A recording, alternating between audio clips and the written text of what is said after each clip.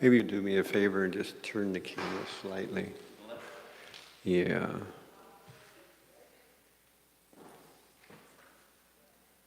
Yeah, a little bit more. You're going the right direction.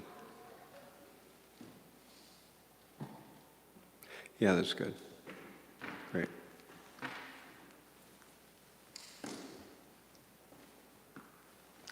So we're starting a new chapter today, right?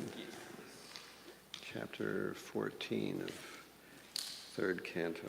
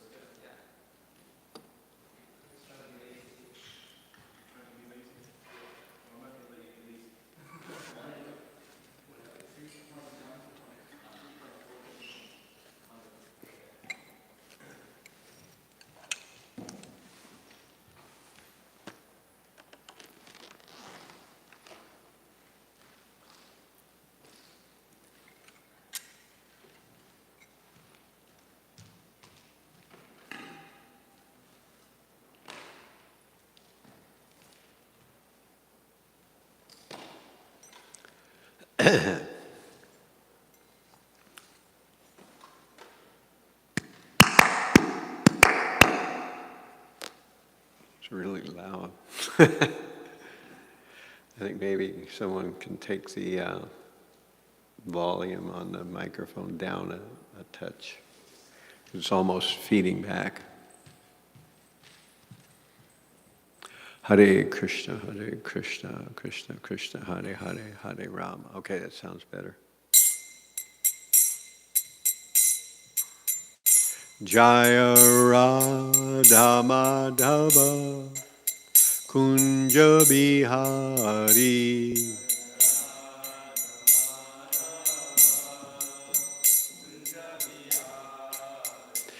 Jaya Radha Madhava Kunja Bihari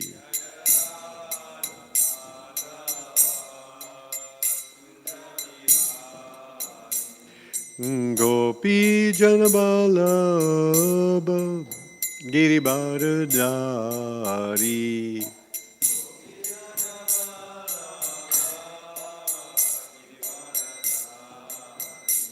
Yasoda Nandana Brajajana Ranjana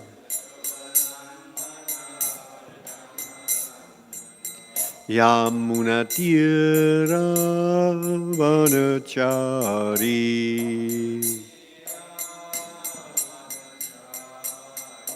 Jaira Dhamadhava Kunja Bihari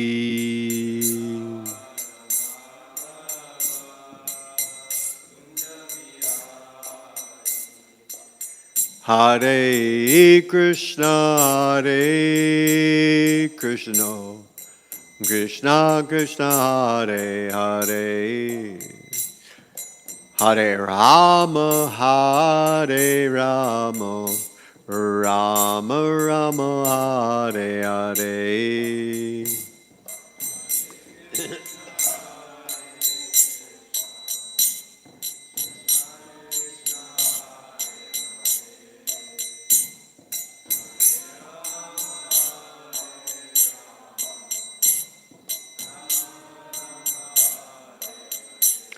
Hare Krishna,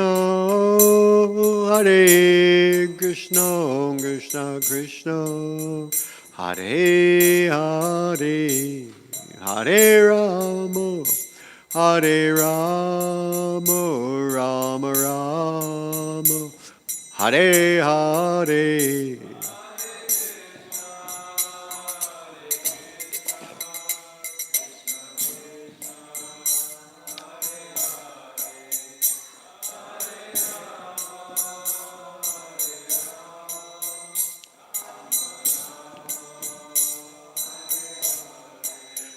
Jaya Prabhupada, Jaya Prabhupada, Jaya Prabhupada, Jaya Prabhupada.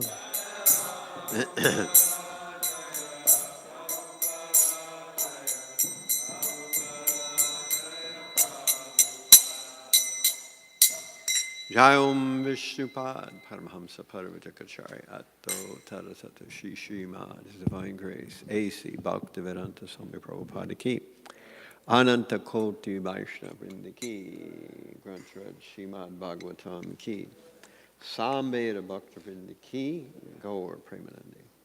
All glories to Simul devotees. All glories to Simul devotees. All glories to Simul devotees. All glories to Sri Sri Guru and Sri Gauranga.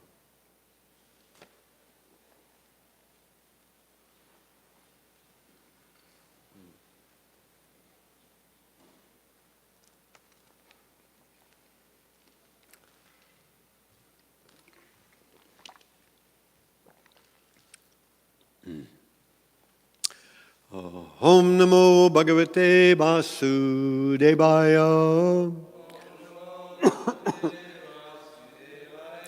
Om Namo Bhagavate Vasudevaya.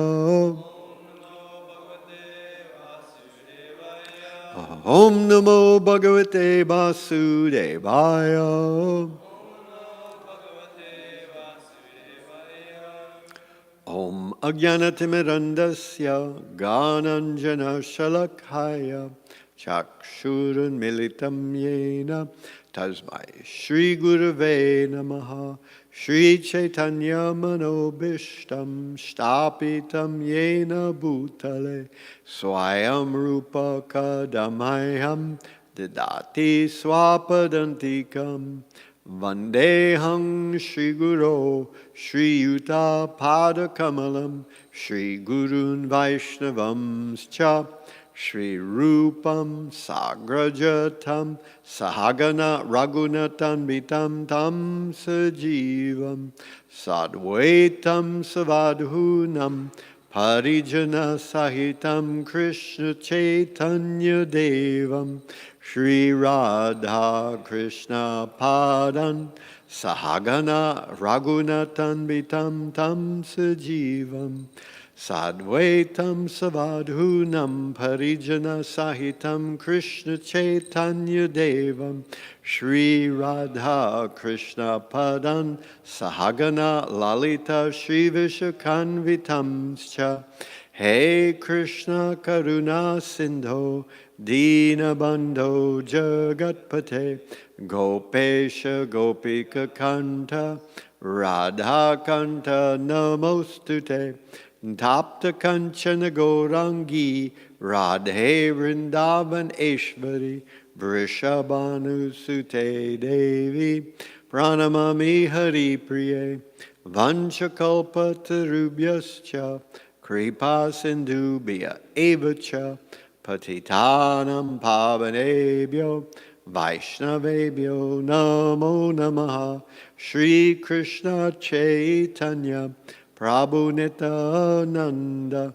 Shri Advaita Gadadhara Shri Vasari Gaur Bhakta Vrinda Hare Krishna Krishna Krishna Hare Hare Hare Rama Rama Rama Hare Hare Hare Krishna Krishna Krishna Hare Hare Hare Rama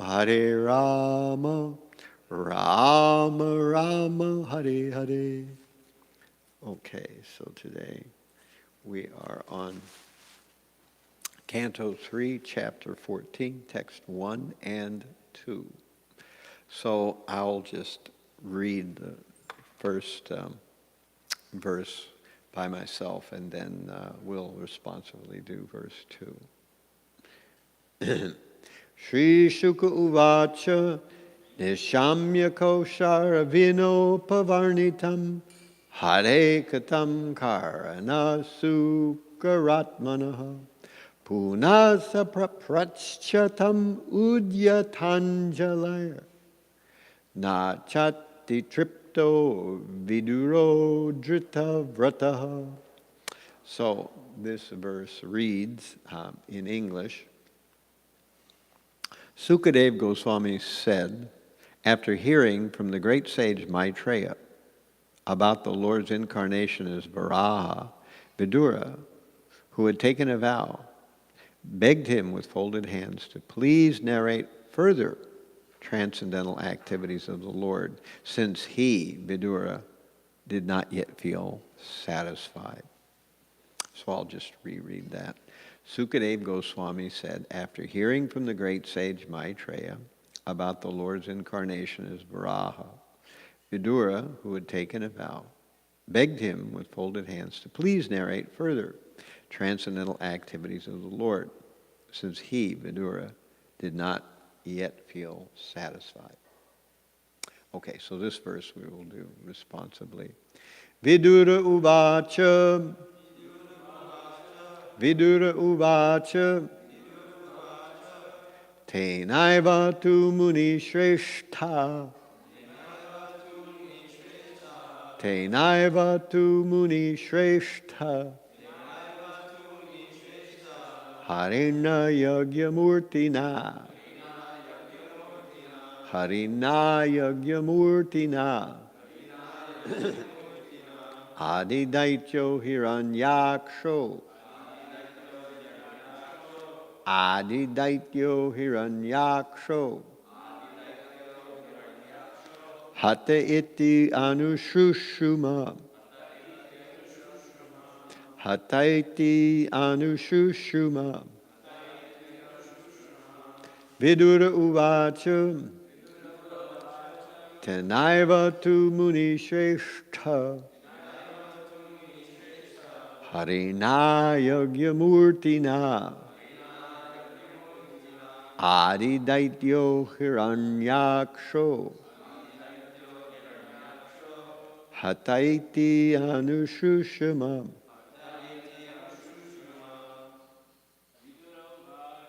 Vidura Uvacha Tenaiva tu muni shrestha Harina Yagyamurtina Adidaityo Hiranyaksho Hataiti Anushushuma Vidura Uvacha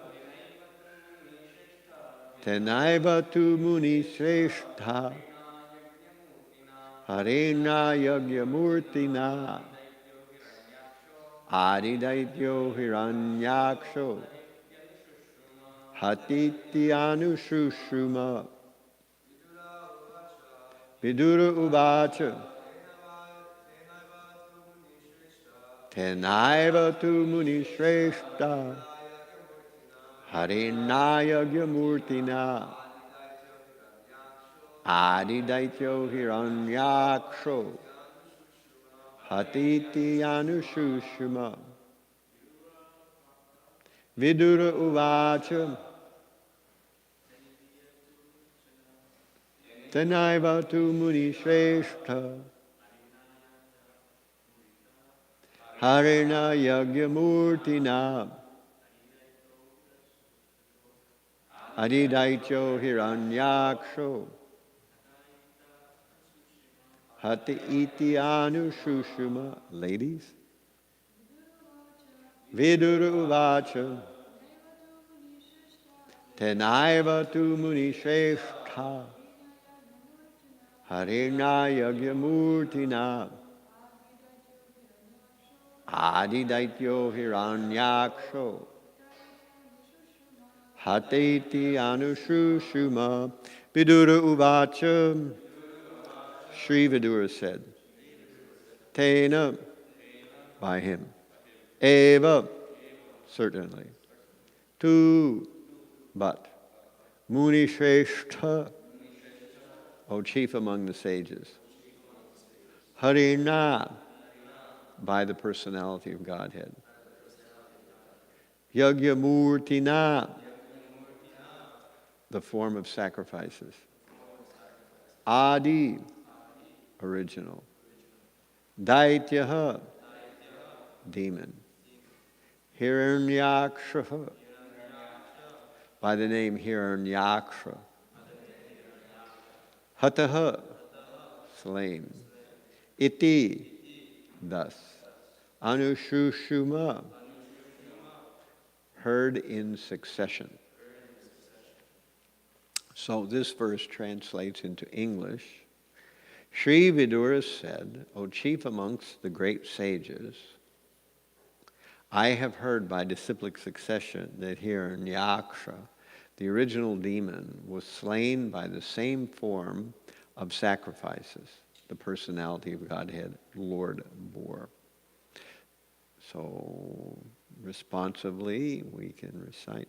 Sri Vidura said, O chief amongst the great sages, I have heard by disciplic succession that Hiranyaksha, the original demon, was slain by the same form of sacrifices the personality of Godhead, Lord, bore. Okay, so here's Prabhupada's purport. As referred to previously, the boar incarnation was manifest in 2 millenniums, namely Swayambhuva and Chakshusha. In both millenniums, there was a boar incarnation of the Lord, but in the Swayambhuva millennium, he lifted the earth from within the water of the universe, whereas in the Chakshusha millennium, he killed the first demon, Hiranyaksha. In the Swayambhuva millennium, he assumed the color white, and in the Chakshusha millennium, he assumed the color red. Vidura had already heard about one of them. Vidura had already heard about one of them, and he proposed to hear about the other. The 2 different boar incarnations described are the one supreme personality of Godhead. Vidura uvacha tenaiva tu muni shrestha harina yagyamurtina adi daityo hiranyaksho hatiti anushushuma. Sri Vidura said, O chief amongst the great sages, I have heard by disciplic succession that Hiranyaksha, the original demon, was slain by the same form of sacrifices the personality of Godhead, Lord, bore.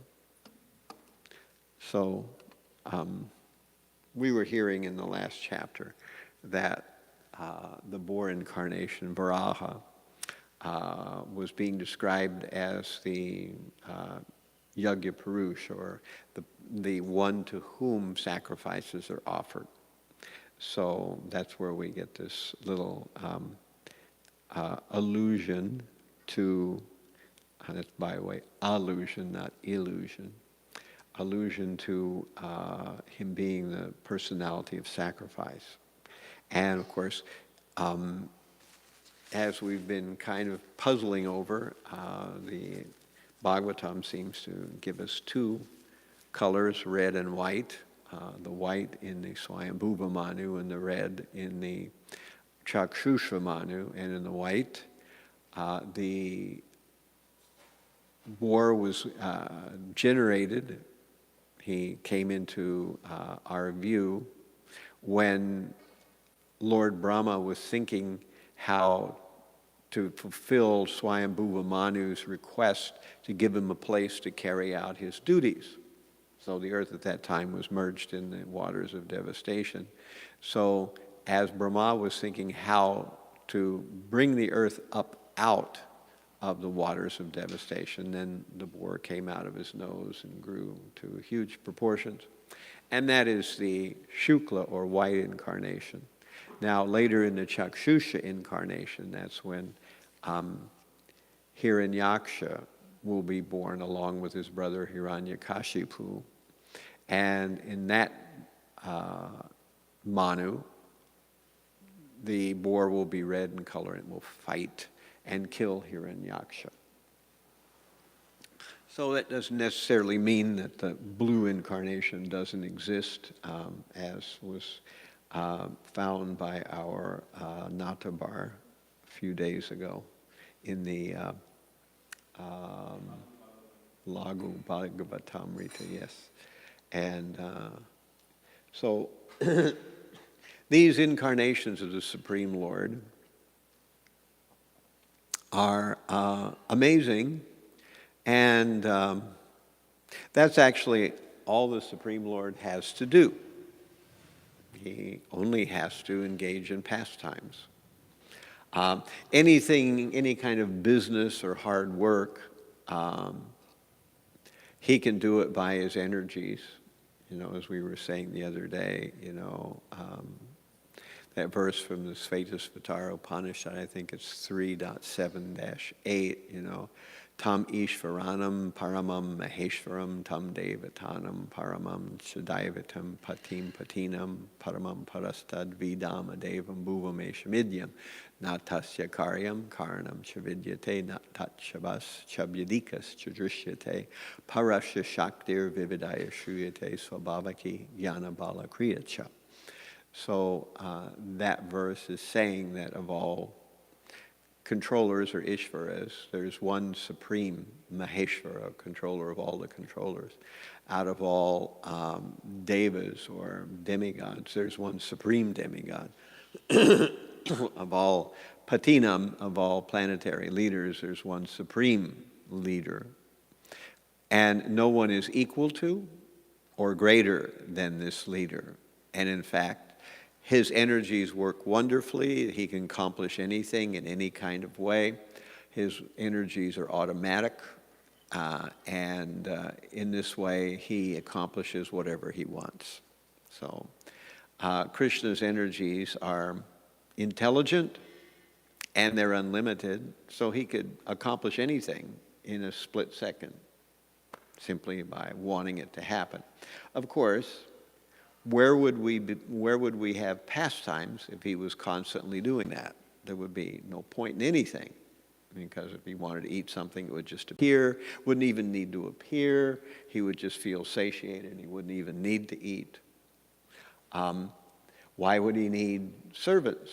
He can accomplish everything himself, immediately, and much better than any servant could do it. Why does the Supreme Lord need to go anywhere? He's already everywhere. Why does he need to do anything? Everything's already existing in him. He has no needs to fulfill. He has no enemy to vanquish. He has no knowledge to gather or learn. So essentially, he doesn't need to do anything. However, he engages in pastimes. And so engaging in pastimes, he has enjoyment. And so what many religions don't know is that not only is the Supreme Lord the reservoir of all unlimited energies, but the Supreme Lord is also the reservoir of all limited energies. So the Supreme Lord has not only unlimited energies, but limited energies as well. Like we are examples of his limited energies. We are certainly energies of the Supreme. And we are perfect and complete, but we are limited. Om Purnamada Purnamidam Purnat Purnam Udachyate Purnasya Purnamadaya Purnam Eva Vashishyate, as the Upanishad tells us that. So we are perfect and complete, but we are not self-sufficient, and we are not unlimited, we are limited. And similarly, when he engages in pastimes, those pastimes have to have some limitations, otherwise, what would be the point? Everything could just happen automatically and completely. And eventually you could get back to the white light where everything could be all one hum, and nothing happens at all. There's no need for anything to happen. It's just blissful, and there's nothing going on. But that ain't the way it is, because the Supreme Lord engages in pastimes. And for pastimes to happen, there have to be limitations, and the Lord self-imposes those limitations on himself, and he enjoys them. And his living entities try to help in various ways. And because they use their free will to please him as opposed to ignore him, the Supreme Lord relishes with his parts and parcels, the Tatastha Shakti, the Vibhinamsas, the tiny particle living entities. So he enjoys with them. And in some cases, as in this case, he fights with two powerful demons. And of course, in the Madhurya Kadambini, we learn that Jai and Vijay actually volunteered for the task. They, put their hands up and volunteered.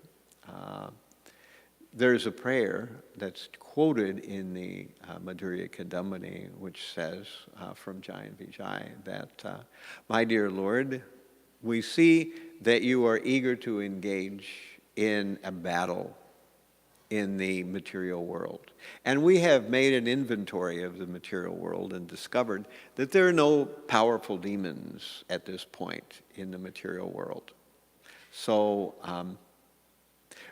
we are not inimical to you, but we are very powerful.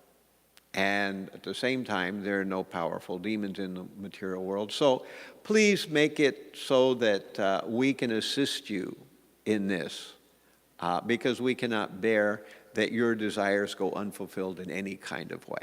So this is the prayer that Jai and Vijay made. Of course, after that, they were gatekeepers, and the four Kumaras came. The four Kumaras were barred from going in. They cursed Jai and Vijay. And so Jai and Vijay had the option of being 3 times demons or 7 times devotees. They chose the 3 times demons because they were trying to fulfill the Lord's desire. And thus they came to the material world to take up the role of Hiranyaksha and Hiranyakashipu. So they knew the Supreme Lord wanted a martial contest. He wanted to engage in some kind of fighting, so they were glad to oblige. And of course, he made their consciousness so that they would not recognize the fact that they were demons, and they could nicely engage in battle with the Supreme. First, of course, Hiranyaksha is slain by the Supreme. Then later, Hiranyakashipu will be slain by a different incarnation, by Nrsingadev. So the Supreme Lord enjoys in this way. And by the way, it's also said by our acharyas that sometimes Jai and Vijay are genuine demons. So this is a kind of, not Jai and Vijay, but Hiranyaksha and Hiranyakashipu are genuine demons. So this, like many pastimes, happens at least pro forma in a kind of basic blueprint again and again. Of course, as we said the other day, there will be no point in the Supreme Lord absolutely duplicating each pastime to the very second, to the very iota. There will be no point in that. So each time the Supreme Lord carries out one of his pastimes, it's a little different. And this gives variety. And it also makes it possible to integrate the living entities at that time, because the tableau or the chessboard of what living entities are doing, what they're doing, is different subtly every time, even if there is a Varaha incarnation or a Kurma incarnation or there is a Vamanadev incarnation. Each time they occur, it's subtly different because the situation is a little bit different, although the overall flow is similar. So in this chapter, there are 3 sections only. from verses 1 through 7, we have Vidura asking to hear more, which is what we just read. Vidura wants to hear more. He's heard about the white Varaha incarnation. He wants to hear about the red one. And he also wants to hear about the fight of why it occurred. And so from 8 through 31, we will hear about Diti. And Diti, of course, is one of the daughters of Daksha and one of the wives of Kasyap Muni. Kasyap Muni has 21 wives. And 17 of them are daughters of Daksha. So 4 of them are from some other family. I read that this morning. So, by the way, these daughters of Daksha and wives of Kasyap Muni are the source of generation of all the various kinds of material bodies that we have in the material world. We will discover that the first of Kasyap Muni's wives, Aditi, not Diti, but Aditi, is the mother of the demigods. So all the 33 million demigods, they are down the genealogical line from Aditi, along with, of course, Vishnu, et cetera, et cetera. So we have these Adityas, as they're called. And then we have the Diti, who is the mother of all the demons, starting with Hiranyaksha and Hiranyakashipu. And we'll hear this story, how Diti, unfortunately, was moved by her desire to have children, and as a result, they had sex at a time when twilight was coming in, and that's when Shiva and his various bhutas and pretas, they do their procession. And as a result, this is an inauspicious time, and that's why Diti will give birth to inauspicious children. And then there's Danu, who will give birth to the Danavas, who are another kind of demon. And there are some Rudras involved in that too.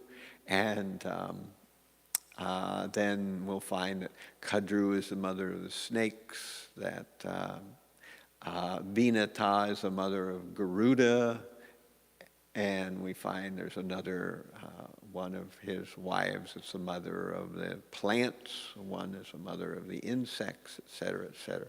So these various wives of Kasyap Muni are the source of population. And as we said, 13, it'll be said, will be given to Kasyap Muni, and then later 4 more will be given. And ultimately we learn that Daksha wanted to expand the population of the universe. So what Daksha did was he arranged from his wife Prasuti. So we find that Manu, which we just talked about in the last chapter, Swayambhuva Manu, had 5 children, 3 girls, 2 boys. The 2 men were Uttanapad and Priyavrata. So Priyavrata goes to the forest and engages in austerities, and Uttanapad becomes the ruler of the earth plane. So that's the 2 male children. Then we have the 3 girls that are Akuti, Prasuti, and Devahuti. So Devahuti is given in marriage to Kardam Muni. So Devahuti becomes Kardam Muni's wife. Prasuti becomes Daksha's wife, and Akuti becomes I forget, another sage's wife, and I don't remember the name of that sage. But so these three become also part of expanding the cosmos. Now, Daksha, and we're going to hear about this a little bit later on, that Daksha wanted to create progeny because that was his duty. And so he created, through his wife Prasuti, she's also called by other names, but he created 10,000 Haryashvas. And they were young men, but Narada Muni preached to them and convinced them not to become involved in household life. And as a result, they became renounced, which angered Daksha. But Daksha was resourceful, so then he created 1,000 this time, Shavalashvas. And the Shavalashvas also were preached to by Narada Muni. And as a result of being preached to by Narada Muni, the Shavalashvas, they also did the same thing that their older brothers did. They decided not to become involved in household life. And they abandoned the process of performing austerities for household life like their elder brothers did, and instead engaged in spiritual cultivation so that they could become detached. So this time Daksha decided to have 60 girls. So that's what he had, 60 daughters. And they were given 17 of them, as we said, to Kasyap Muni. 27 were given to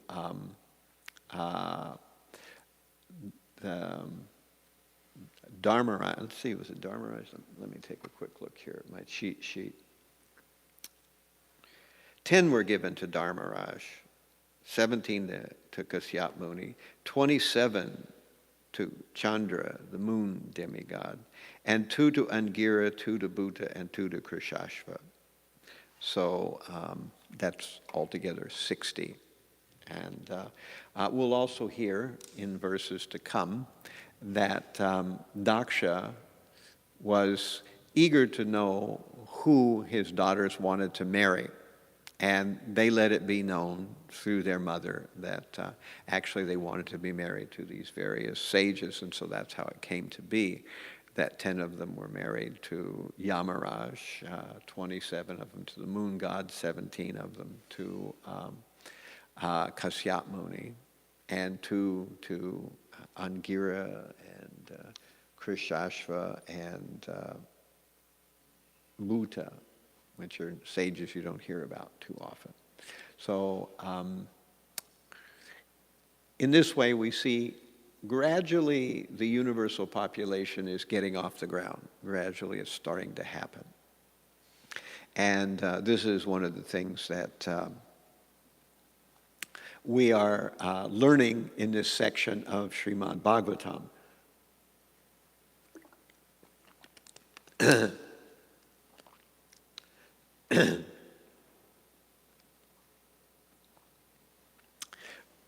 We are also starting to phase into talking about Diti, so that will be soon in this chapter. And it's quite a often made point, or often made understanding that sex life can be ruinous. Of course, most of us, I'm afraid, probably learned that not from Bhagavatam, but probably from the school of hard knocks at some point earlier in our lives. Because although everybody in the material world is so much after some kind of sex enjoyment, yet we see that everywhere sex enjoyment creates devastations of various kinds in people's lives, either emotional, social, and what to speak of children that can come as a result of engaging in intercourse. And we see that there is rivalries and unfulfilled desires, there's anger, there's frustration. And all these kind of things are a part of the unpleasant, sticky after effects and side effects of people not being able to control their senses. And that's why we talk about spiritual life and we talk about controlling the senses.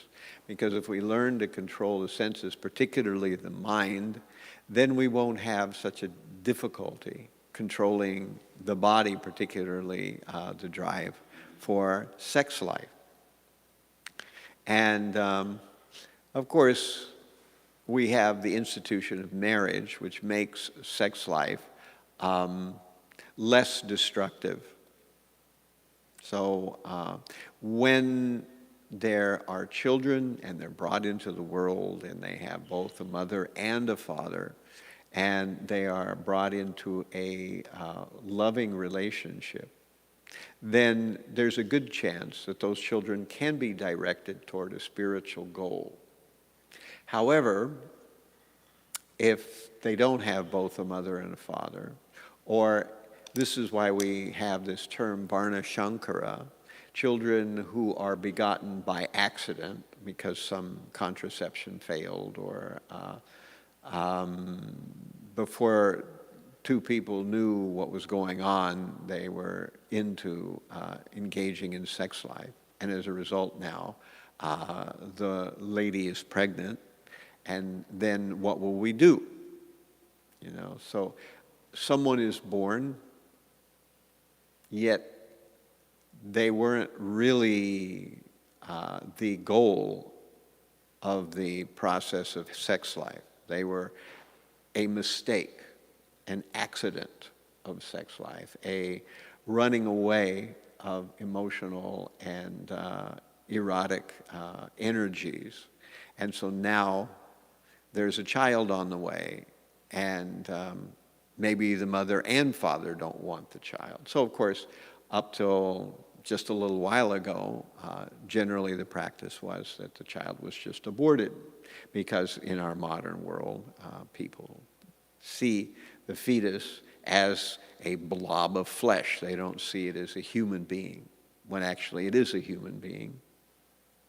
And the Vedas explain that even at the time of conception already, the human being, the spirit is there, and it's just a matter of time before the spirit causes the various secretions and emulsions to diversify, to divide, and to eventually diversify to the point where they become a full human being. So this is the Vedic understanding.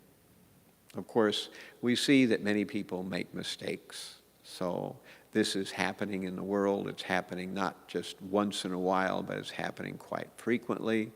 So many people make the mistake then of not only having sex and having a child that they don't want, but then deciding that they want to kill the child. Of course, recently the Supreme Court threw out Roe v. Wade, or the Roe versus Wade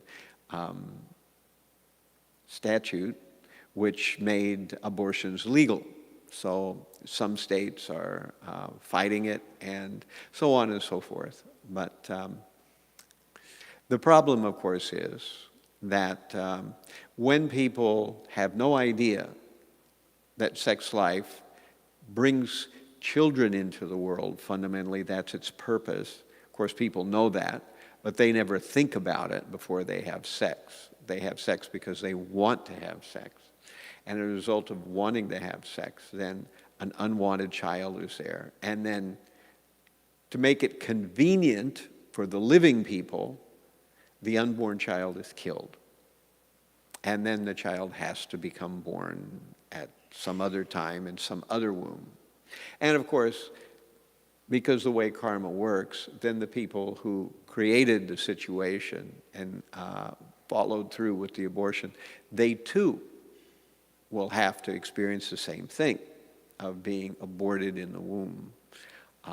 However, if someone engages in spiritual life, one can eventually overcome the karma that comes with the sinful taking of the life of a child in the womb. So, of course, this is not the story of Diti. She does not stop the abortion.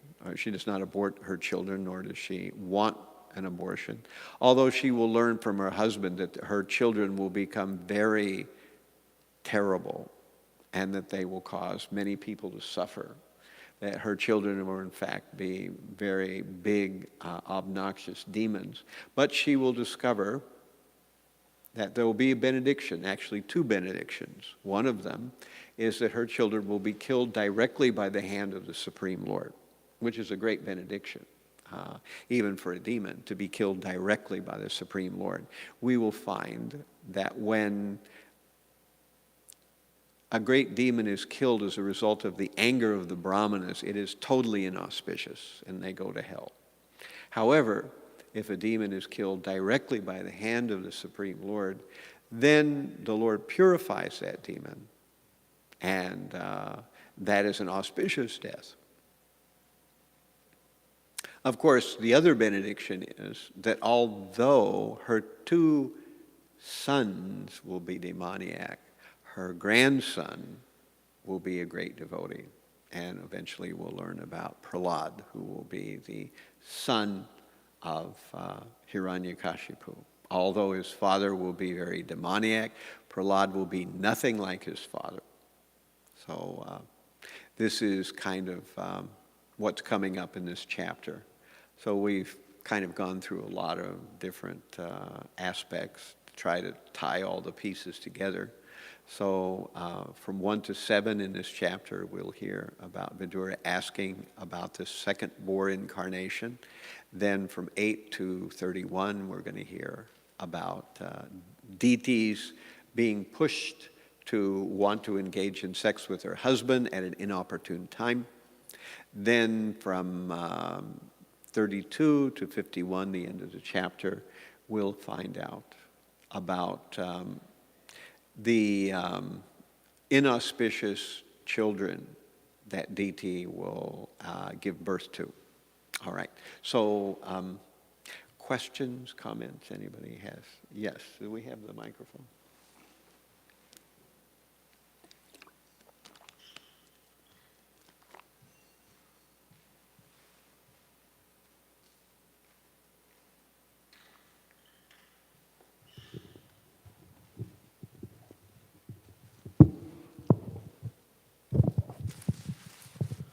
Hare Krishna Maharaj.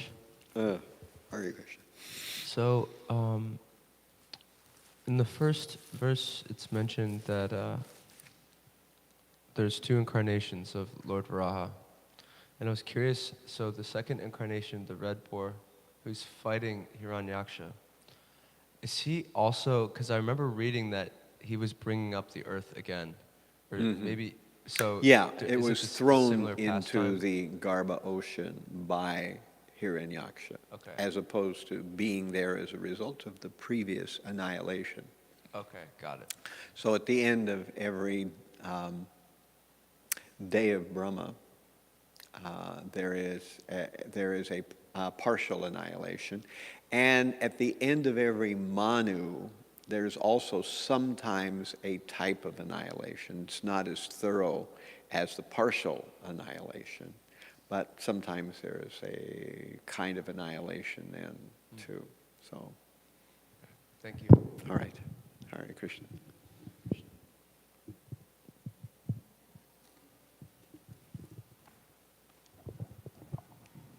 Hare Krishna Maharaj. Yes. I was thinking when you were talking about the dangers of sex life, I was just trying to like introspect a little bit, like trying to see my mind was reacting.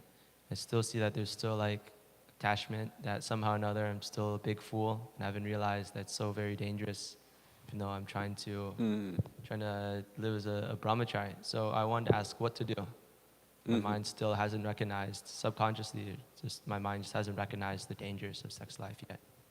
Well, as they say, the best defense is a good offense.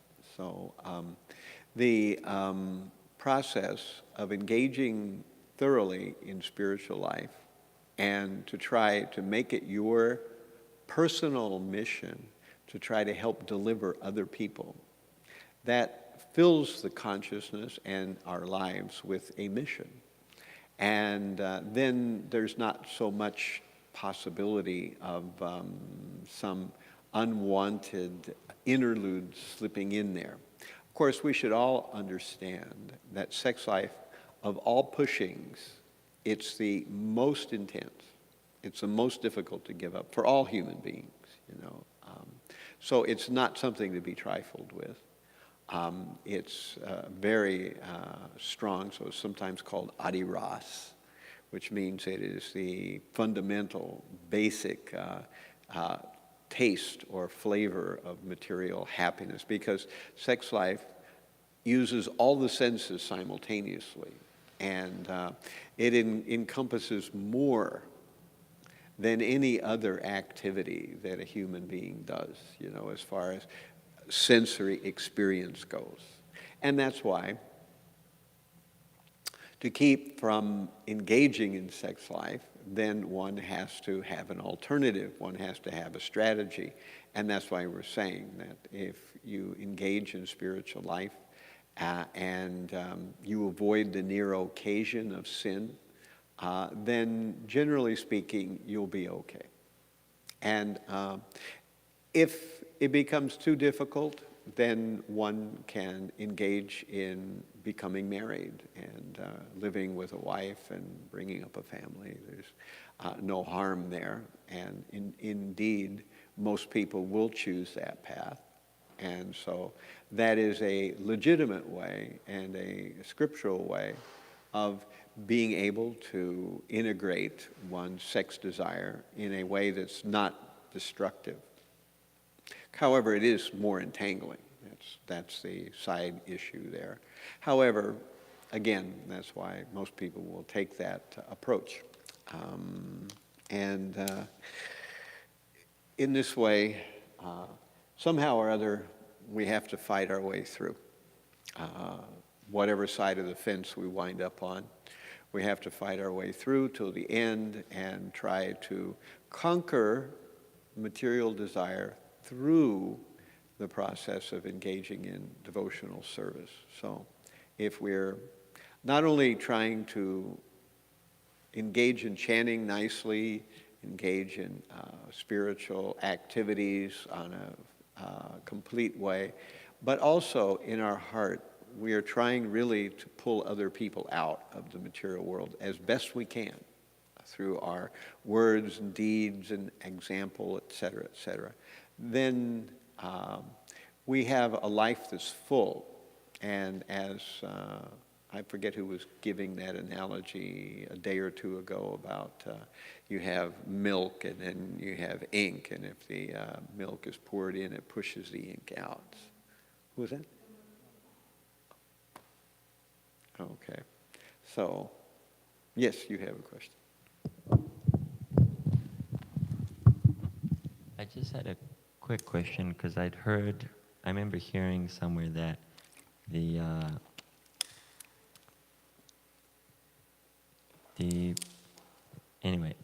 procreation for a brahmachari is creating new devotees. Yeah, that's an interesting way to look at it. Like preaching and helping convince new people to take up Krishna consciousness. But have you heard, do you remember where that's from? No, I've never heard that before. So Okay. maybe out there somewhere. Yeah, I don't know if maybe it was Right. Prabhupada says it somewhere, but I have to research that. But I thought that was always quite nice because that's the way for a brahmachari to engage that desire to see new things growing and upcoming. And that's why we say, the Vedanta Sutra says Anandamayo Vyasat, the living entity, is pleasure seeking. So there's no way we can live without pleasure. And so Prabhupada says everyone is looking after rasa, taste. We have to have rasa from somewhere. And the question is where?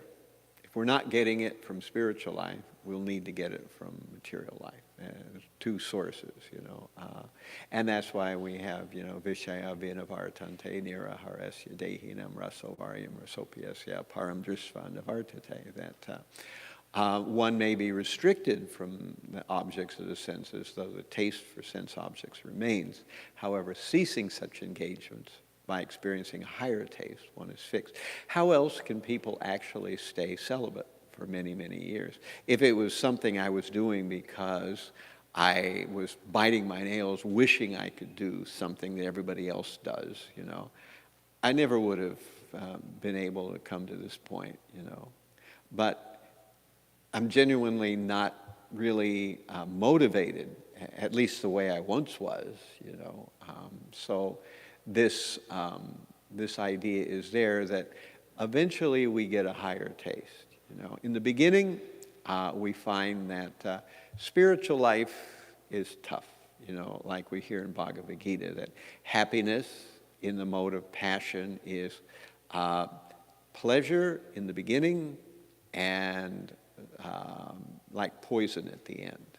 But happiness in the mode of goodness is like poison in the beginning and nectar in the end. So that's kind of the way it is.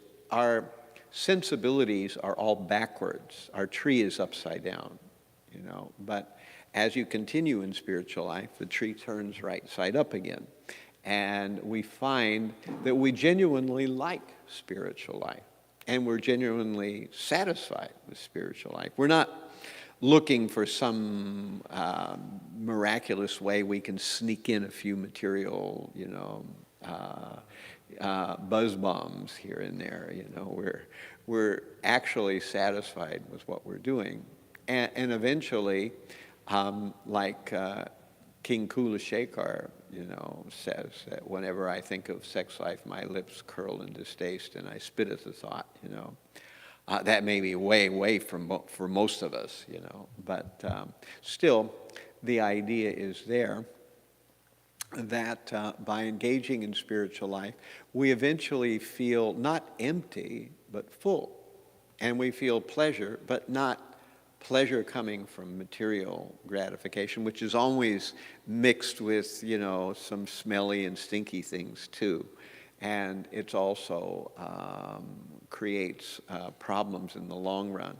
But when you get pleasure from spiritual life, then you feel satisfied, other people feel satisfied, and you are gradually making your way back home, back to Godhead. So, but it takes some time. And that's why we have Ado Shraddha Tata Sadhu Sangata Bhajana Kriya Tanartha Nivrita Tanishta Ruchista Taha Ata Shaktis Tatabhavas Tata Prema Abhyudanshati Sadha Kanam Ayam Premna Pradurbhave Bhavet Kramaha. That there are 9 stages of devotional service. First is Shraddha, faith.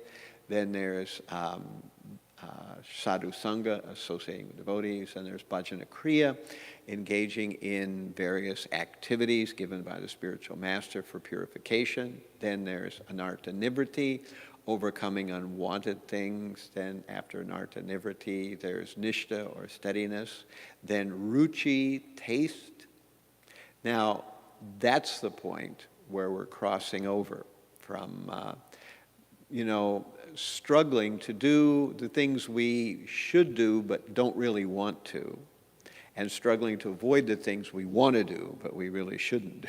So at that point at Ruchi, we cross over, and it becomes actually pleasurable to engage completely in devotional service, and we're not so tempted to, go the other way again, to engaging in material desire. And of course, it goes on beyond ruchi, which is taste, to atashaktis, which is preliminary appearance of one's original particular relationship with the Supreme. Then there's bhava, which is preliminary love of Godhead, and finally prema, which is full-fledged love of Godhead. So this is like a spectrum, or a gradual progression, or like a etiology. One thing leads to the next. It's a sequence of events that segue one into another. And this is how spiritual life works. So it's not always going to be, as tough as it is in the very beginning. It gets easier. But of course, one can never think that, okay, I'm safe at this point. That's sure way to get to slip and fall, So we always have to recognize that at any time we could fall back into material desire, particularly sex life, because sex life is the most difficult hurdle every human being has to pass over. So it's no small surprise that everybody struggles with it, no matter who you are, saint or sinner involved in the process of spiritual life or completely ignoring it, man or woman, old or young, all these things there, it's always there, perennial struggle. Any other questions?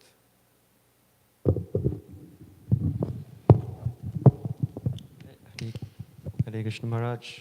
So when you're mentioning the 9 stages of devotion, I was wondering, I was hearing yesterday from some of the brahmacharis that only when someone is initiated by a bona fide spiritual master, that they begin bhajana kriya. Mm-hmm. So I want to ask, since I'm not initiated yet, then am I not performing bhajan kriya? Well, yes and no, technically. That, there are 9 stages, but one has to take them as they come. We can't just jump from one to another. So we have to take them as they come.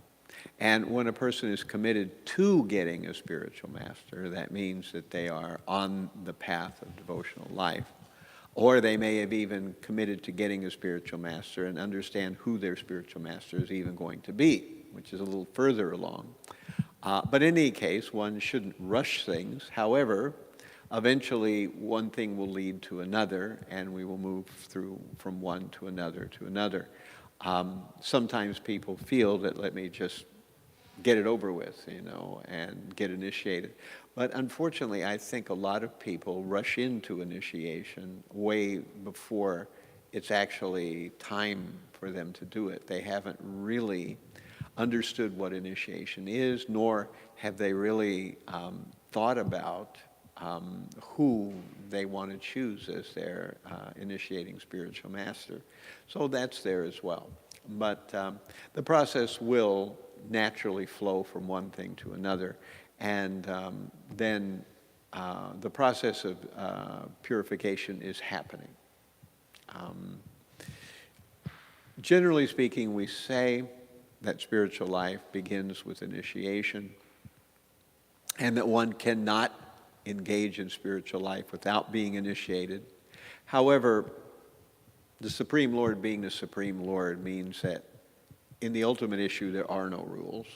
However, we do say certain things are the general standard. And the reason they're the general standard is because for 99% of the people, that's the way it's going to work out. And so we do the regular things, the standard things, the things that we hear about, Prabhupada taught us about, and we see and hear in Bhagavatam and other books like the Nectar of Devotion, et cetera, we follow these prescriptions because they are generally the accepted way.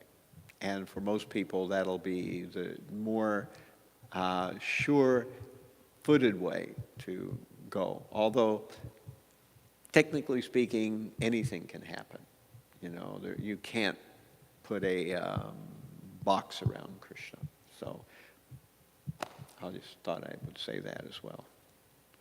Okay, so getting late, and I think everybody's stomach is starting to make certain noises and whatever. So thank you all very much for your kind attention. All glories to Srimad Bhagavatam. All glories to the Vaishnava devotees, O Lord. Hare Krishna.